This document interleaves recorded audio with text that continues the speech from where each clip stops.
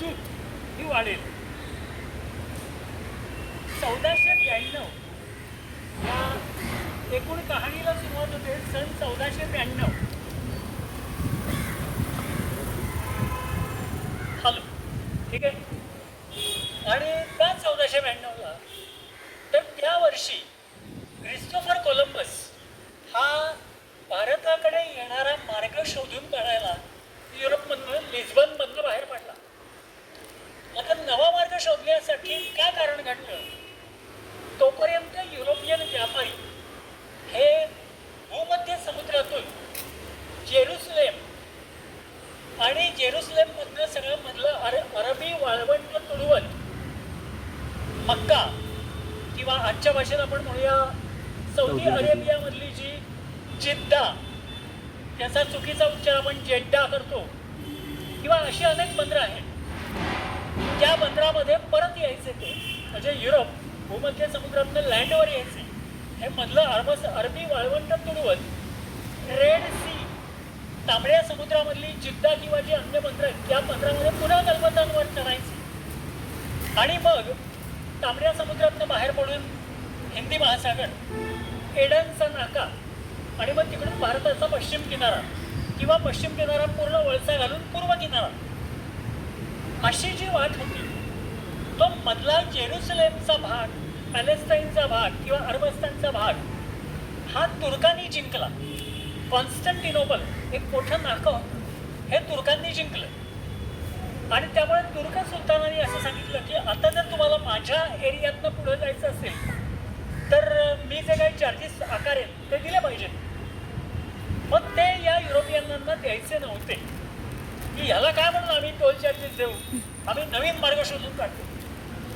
आणि म्हणून Mediterranean C मध्ये न येता अटलांटिकमधनं थेट आफ्रिकेला वळसा घालून भारताकडे जाता येईल का, असा मार्ग शोधण्याचा त्यांचा प्रयत्न चालू.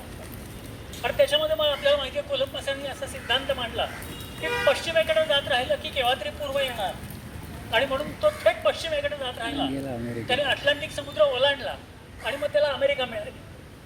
अर्थात ती अमेरिका म्हणजे आत्ताची युनायटेड स्टेट्स ऑफ अमेरिका नव्हे, तर ज्याला आपण वेस्ट इंडिज म्हणतो, जमैका, बार्बाडोस, ही जी सगळी कॅरेबियन समुद्रातली बेटं आहेत ती कोलंबसला मिळाली.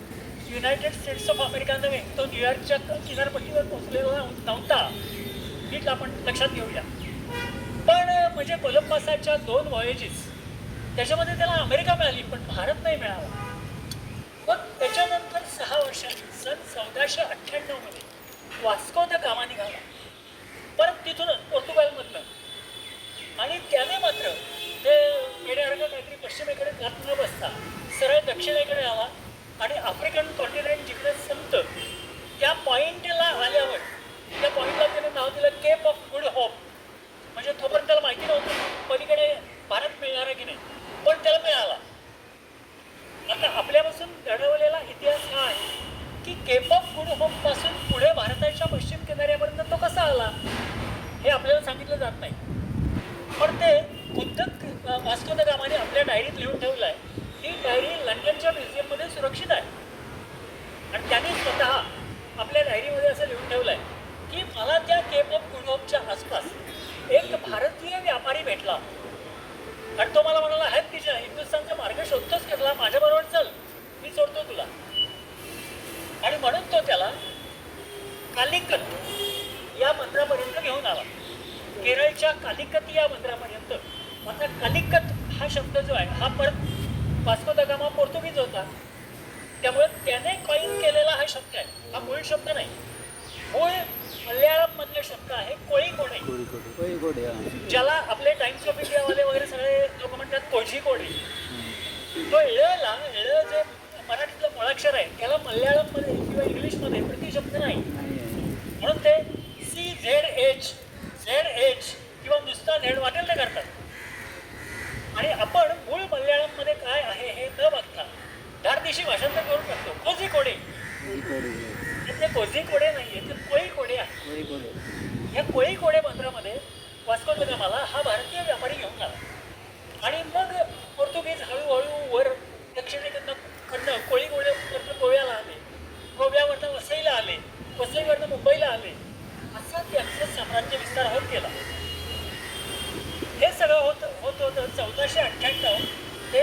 1588 या कालखंडामध्ये सुमारे 100 वर्षामध्ये. का तर पुन्हा पोर्तुगाल आणि स्पेन हे आज दोन वेगळे देश आहेत.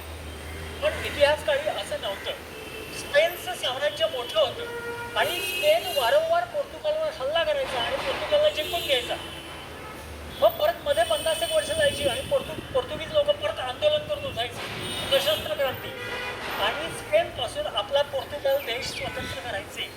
असं अनेकदा झालेला इतिहास काळामध्ये. असं होता होता 1588 साली स्पेनचं आरमार, ज्याला आर्माडा असं म्हटलं जातं, फार मोठा काफिला होता.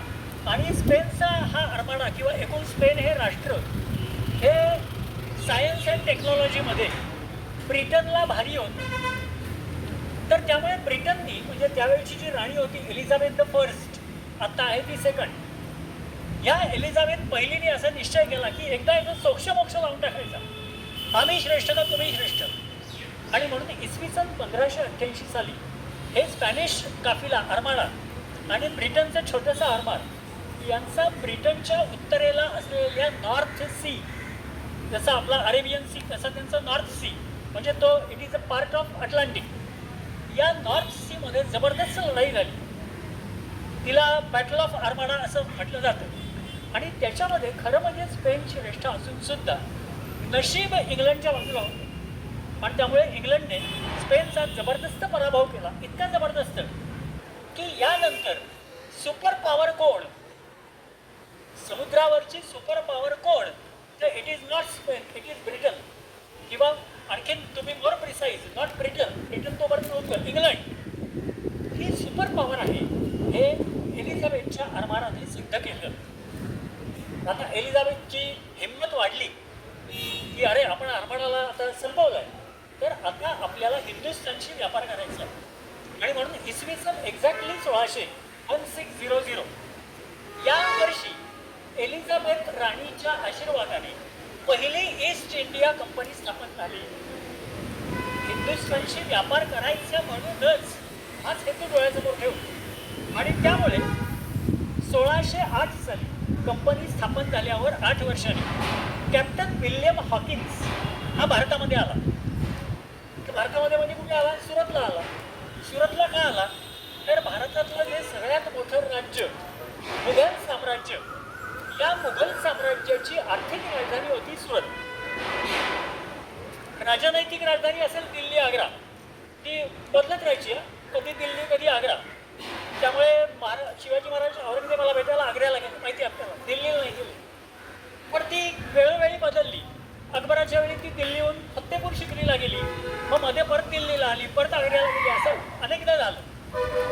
तसं हा कॅप्टन विल्यम हॉकिन्स सुरतेला उतरला, आग्र्याला गेला आणि बादशाह त्यावेळी होता जहांगीर. त्या जहांगीरला भेटला आणि तो म्हणाला आम्हाला तुमच्याशी व्यापार करायचा आहे, तुमचं फरमान द्या. जहांगीरने त्याला फरमान दिलं. पण फरमान दिल्यावर प्रत्यक्ष व्यापार त्याने आग्र्याहून नाही केला, दिल्लीहून नाही केला, सुरतेहून केला. कारण सुरत हे बंदर होतं आणि त्यामुळे असं म्हटलं जायचं की मुघल साम्राज्य भले अर्धा हिंदुस्थान व्यापून असेल, त्याची आर्थिक राजधानी कुठची आहे, त्याचा जास्तीत जास्त रेव्हेन्यू कुठून क्रिएट होतो? सुरतहून होतो. कारण सुरतहून परदेशाशी व्यापार चालतो. आणि म्हणून इंग्रजांनी ही जी पहिली वखार आपली घातली, वखार याचा अर्थ ऑफिस, बँक, पेढी, जे काय आपण त्याला म्हणू ते, ही इसवी सन 1613 सुरतेला चालू केली. आता इंग्रजांचा व्यापार सुरू झाला 1613 पासून. तिकडे 1630 साली आपल्याला माहिती आहे शिवरायांचा जन्म महाराष्ट्रामध्ये झाला आणि 1646 पासून त्यांनी पहिल्यांदा आदिलशहा, मग जंजिराचा सिद्दी, मग पोर्तुगीज, असं करता करता त्यांचा शेवटी जी सगळ्यात मोठी तत्कालीन सत्ता मुघल साम्राज्य औरंगजेब त्याच्याशी लढाई सुरू झाली. आणि ही सुरू असताना 1661 साली मगाशी मी जे आपल्याला सांगितलं की पोर्तुगीजांनी स्पेनपासून आपला बचाव इंग्लंडने करावा, म्हणून लक्षात घ्या ही राजकीय हालचाल आहे. आपला इंग्लंडचा राजा दुसरा चार्ल्स जरा भुतकरू तरुण आहे, त्याला आपली मुलगी देऊया असं काही घडलेलं नाही आहे. इंग्लंडच्या राजा चार्ल्सने स्पॅनिश आक्रमणापासून आपलं रक्षण करावं म्हणून पोर्तुगालने इंग्लंडशी करार केला. आणि आता करार केल्यानंतर काहीतरी दिलं जातं म्हणून ती कॅथाराईन डी ब्रॅगांझा ही पोर्तुगालचा राजा जॉन द सेकंड याची बहीण ही राजा चार्ल्सला देण्यात आली. आणि मग त्याच्याबरोबर आंदण म्हणून ब्राझील आणि मुंबई असे 2 प्रदेश त्या चार्ल्सला मिळाले. हे घडलं 8 मे 1661. आज 8 मे मी मगाशी म्हटलं योगायोग आहे हा. तर म्हणजे आपण 8 मेलाच ही नेमकी माहिती घेत फिरतोय. आता यानंतर 1661 ते 1668 या 7 वर्षाच्या कालखंडामध्ये चार्ल्स राजाच्या ताब्यामध्ये मुंबई राहिली.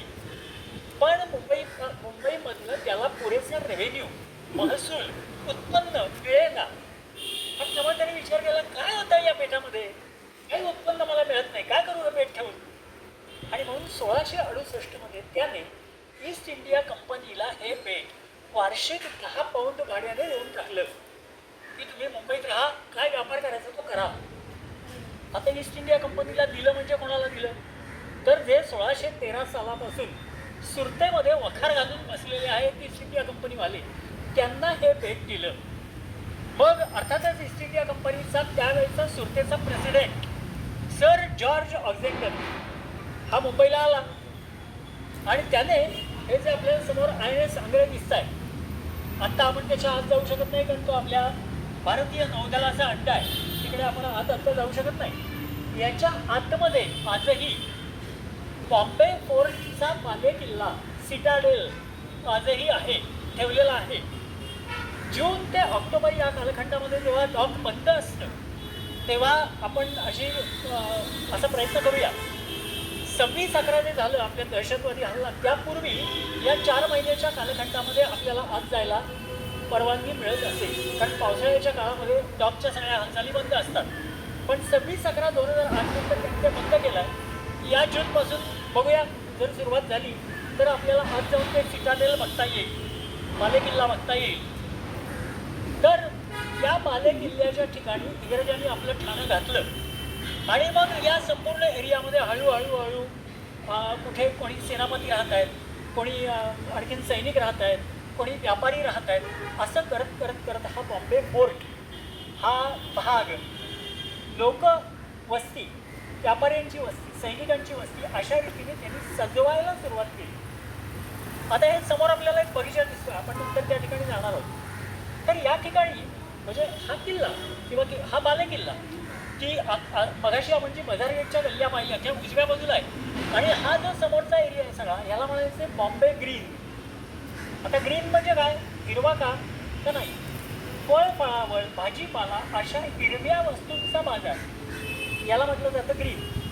तो बॉम्बे ग्रीन या समोरच्या बगीच्याच्या जागी होता.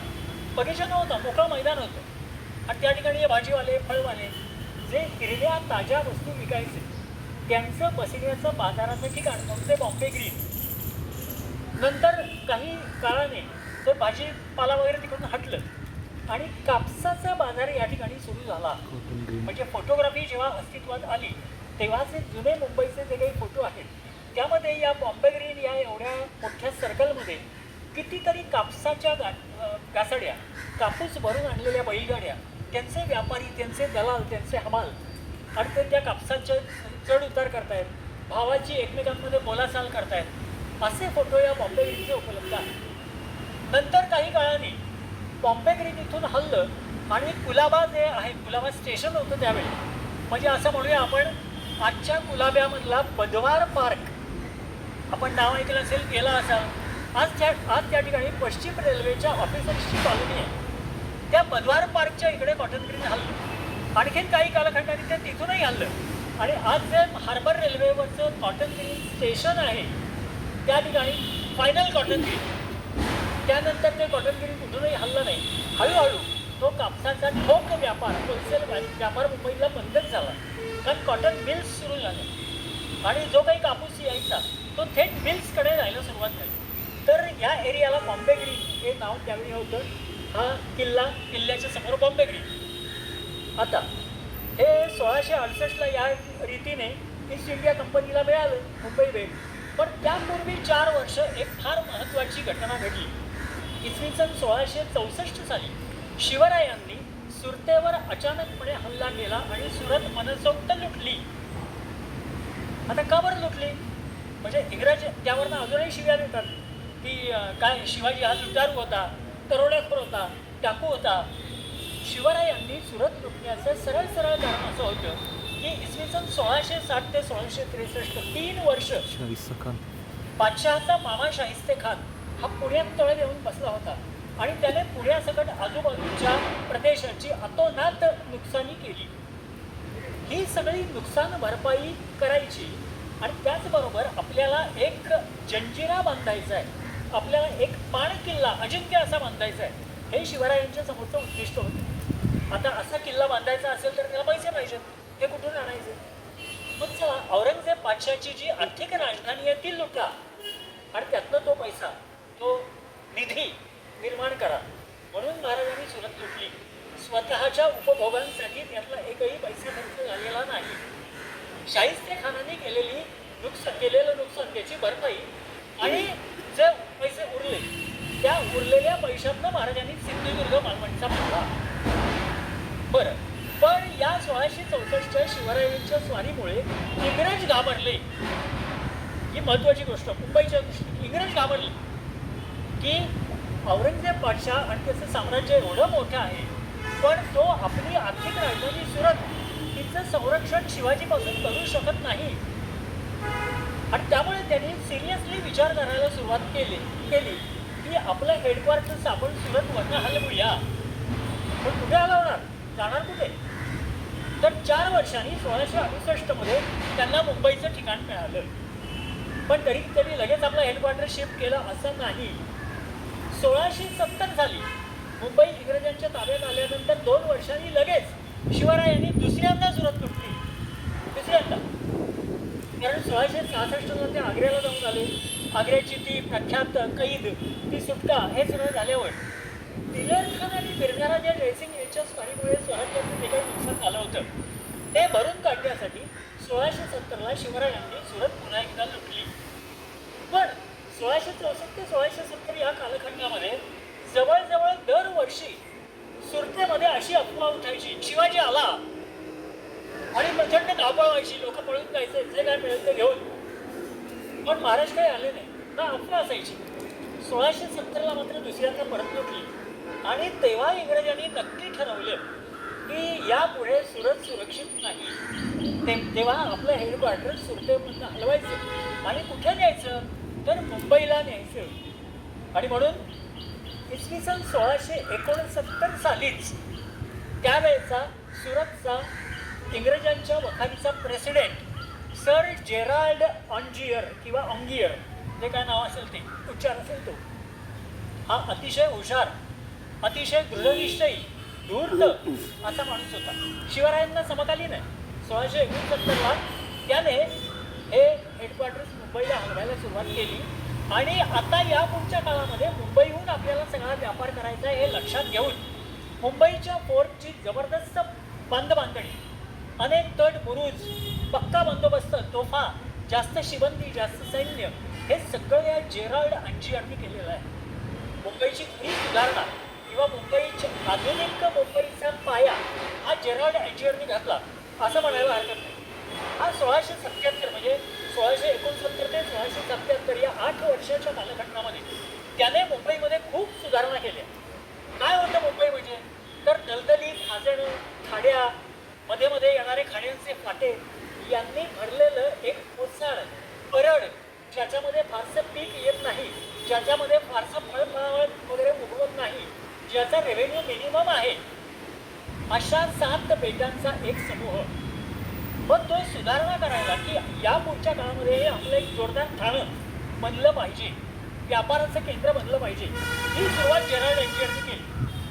आणि स्वराज्याचे शत्रू मुघल किंवा सिद्धी किंवा पोर्तुगीज यांच्यामधला आणि इंग्रजांमधला फार फार महत्त्वाचा फरक आपण लक्षात घेतला पाहिजे की सुरत आणि मुघल साम्राज्य हे अत्यंत भ्रष्ट होते. कमालीचे लाचखाऊ होते सगळे अधिकारी औरंगजेबाचे. पोर्तुगीज लोक हे कमालीचे धर्मांध होते. त्यांनामुळे पाठवाबाटवी करण्याशिवाय दुसरा काही कार्यक्रमच नव्हता. जो समोर दिसेल ना पहिला बोलायचं, बोल कृष्ण तो मारतो तुला ठार. पण अरे तो जर नागरिक आहे, तो जर शेतकरी आहे, तो जर व्यापारी आहे, तर त्याला काहीतरी इन्सेंटिव्ह द्या, त्याला काहीतरी उत्तेजन द्या. तो जास्त व्यापार कसा करेल, तो त्याची शेती अधिक चांगली कशी करेल आणि त्या शेतीमधनं त्या व्यापारामधनं आपला रेव्हेन्यू कसा वाढेल याच्याकडे त्यांचं लक्षच नव्हतं. बस बाटवा बाटवी करा, एकमेव प्रोग्राम. मुंबईच्या दक्षिणेकडे असलेला जंजिऱ्याचा सिद्धी, त्याचा पण तोच कार्यक्रम. बाटवा बाटवी करा, गावाच्या गावं बाटवून टाका आणि तशी ती बाटली की यांना आनंद व्हायचा किंवा जे बाटायला नकार द्यायचे त्यांची कत्तल करून टाकायची की त्यांना ब्रह्मानंद व्हायचा. जेराव यांची यापैकी काहीही मूर्खपणा न करता त्याने मुंबईत त्यावेळी जे कोणी लोक होते ते आणि आजूबाजूच्या सगळ्या प्रदेशात, म्हणजे बघा की माहीमपासून ठाण्यापर्यंत वसईपर्यंत पोर्तुगीजांचं राज्य. या आता याच्या पलीकडे समुद्र आहे, समुद्राच्या पलीकडे पनवेल, उरण शिवाजी महाराजांचं राज्य. आणि दक्षिणेला गेलं तर रायगड जिल्हा म्हणजे सिद्धीचं राज्य.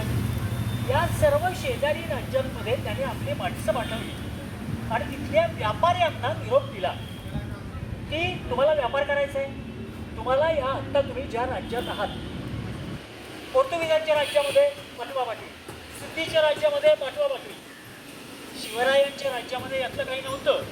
पण शिवरायांच्या राज्यावर सतत आक्रमणं चालू असायची आणि त्यामुळे अखंड लढाया. आता व्यापाऱ्यांना शांतता हवी असते. लढाया जर सतत चालू राहिल्या तर व्यापार चालत नाही. त्यामुळे शिवरायांच्या राज्यामध्ये त्यांना ती शांतता मिळत नव्हती, सुरक्षितता होती की तुमच्या गवत्याच्या काडीला देखील कोणी हात लावणार नाही. पण शांतता कुठे होती? अखंड लढाया. जेराव यांनी हे हेरलं आणि त्यांनी हिंदवी स्वराज्य, पोर्तुगीजांचं राज्य आणि जंजिऱ्याचं सिद्धी या सर्व राज्यांमध्ये आपली माणसं पाठवली आणि तिथल्या व्यापाऱ्यांना निरोप दिला की तुम्हाला शांतता हवी आहे, तुम्हाला सुव्यवस्था हवी आहे, तुम्हाला सुरक्षितता हवी आहे, आमच्या राज्यात या, आमच्या राज्यात या, सुखाने व्यापार करा, शांततेने व्यापार करा आणि तुमचा धर्म कोणताही असू दे, आम्ही तुमच्या धर्मात अजिबात ढवळाढवळ करणार नाही. किती महत्त्वाच्या हालचाली आहेत, किती महत्त्वाच्या टॅक्टिक्स आहेत. तो बरोबर लढला, कारण व्यापारी डोकं होतं, त्याला माहिती होतं की व्यापाऱ्यांना काय हवंय. आणि त्यामुळे पोर्तुगीज राज्यातनं लोक आले, व्यापारी आले, हिंदवी स्वराज्यातनं आले, जंजिऱ्याच्या सिद्धीच्या राज्यातनं, ज्याला हबसाण, हापशाचं राज्य म्हणून हबसाण, त्या हबसाणातले व्यापारी आले आणि त्या व्यापाऱ्यांनी मुंबईत येऊन आपले छोटे मोठे व्यापार सुरू केले. अँजियर वारंवार या व्यापाऱ्यांना भेटायचा, त्यांना सांगायचं असेल ठीक चाललाय ना, जर काही तुम्हाला जे काही हवं असेल ते मागून घ्या, तुम्ही व्यापार करा, तुम्ही मोठे व्हा, तुम्ही मोठे झाले की आम्ही आपोआप मोठे होणार. बघा काय ठीक आहे, बघा तुम्ही मोठे झालात की आम्ही आपोआप मोठे होणार, तुमचा रेव्हेन्यू वाढला की आपोआप आमचं वाढणारच आहे. त्याच्यासाठी व्यापाऱ्यांना लुटण्याची गरज नाही आहे. किती हुशारीने त्याने मुंबईचं आर्थिक महत्त्व वाढवत गेले. आणि पुढच्या काळामध्ये आपणा भारतीयांच्या दुर्दैवाने आणि इंग्रजांच्या सुदैवाने मराठ्यांनी सिद्धीला संपवला, मराठ्यांनी पोर्तुगीजांना संपवलं आणि पानिपताचा पराभव आणि त्या पानिपताच्या पराभवानंतर 11च वर्षांमध्ये माधवराव पेशव्याचा अकाली मृत्यू यामुळे मराठेशाही हादरली ती पुन्हा कधीही परत सावरू शकली नाही. त्याचा फायदा इंग्रजांना मिळाला आणि मग इंग्रज जे वाढत वाढत वाढत वाढत गेले ते संपूर्ण भारत जिंकल्यावरच थांबले. अशी या मुंबईच्या उत्कर्षाची कहाणी आहे.